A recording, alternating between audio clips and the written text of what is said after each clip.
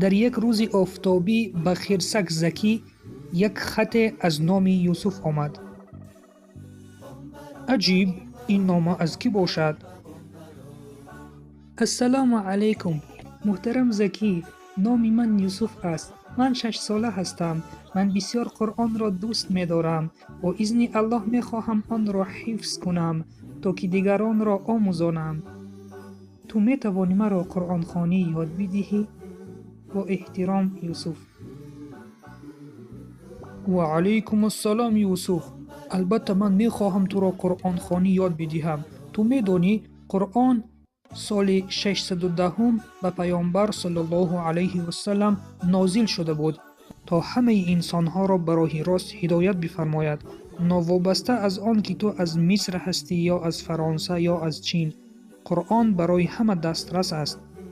یک فکر به یادم آمد. چی می شود اول ما به پیش آن دوستانی رویم که قرآن را از یاد کرده اند؟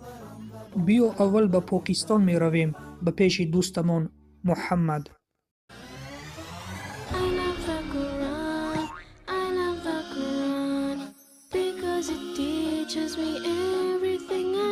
السلام علیکم دوستان، نام من محمد است. من از پاکستان می باشم. در پاکستان زیاده از 173 میلیون نفر مسلمان زندگی می کند که این دومین مملکت سراهالی ترین اسلامی بعد از اندونزیا در جهان می باشد. در مملکت ما اسلام دینی اساسی می باشد و قرآن در حیات ما نقش مهم را می بازد. قرآن به ما می آموزاند تا که ما انسان خوب باشیم، معامله خوب داشته باشیم با انسان ها و با حیوان ها و حتی با رستنی ها. این مسجدی که شما میبینید مسجد فیصل نام دارد که در پاکستان از همه مسجد بزرگترین است و در جهان از جهت مساحت در جای 6 ایستد. من هر روز به این مسجد آمده نماز خوانده و قرآن را می آموزم.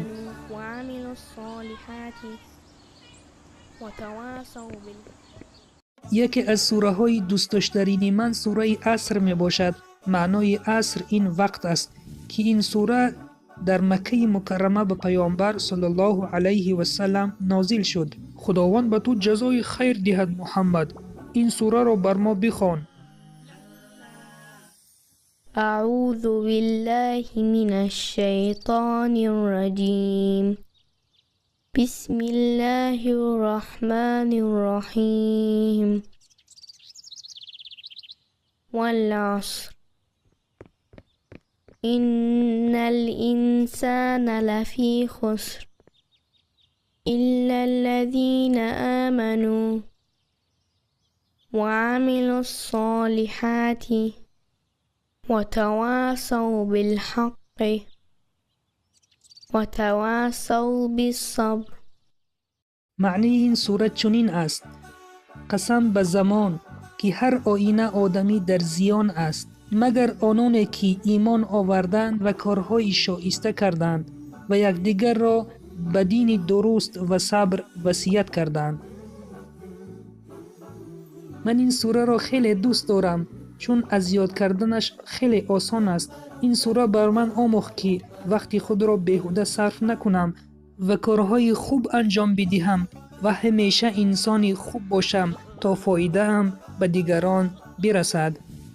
پیامبرمان صلی الله علیه و سلم بر ما آموختند که صبر این زیبایی است و اگر این را ما به دیگران آموزانیم در حیات موفق می شویم ان شاء الله. بارک الله بر تو محمد که ما را یاری رسانیدی.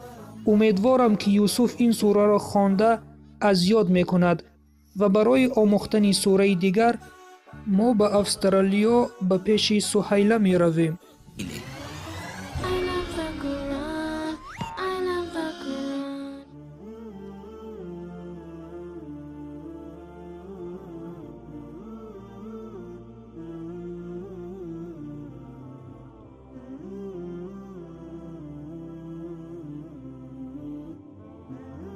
به نام آنی که انسان را در بهترین صورت خلق کرده است. پدران و مادران ارجمند، یکی از وظیفه ما این آموزاندن علم دین و دنیا به فرزندان است. با واسطه این فیلم های تصویری شما می توانید فرزندان خود را از دین کمی هم باشد آگاه بکنید. و سلام بر آن شخصانی که راه هدایت را پیشه گرفتند.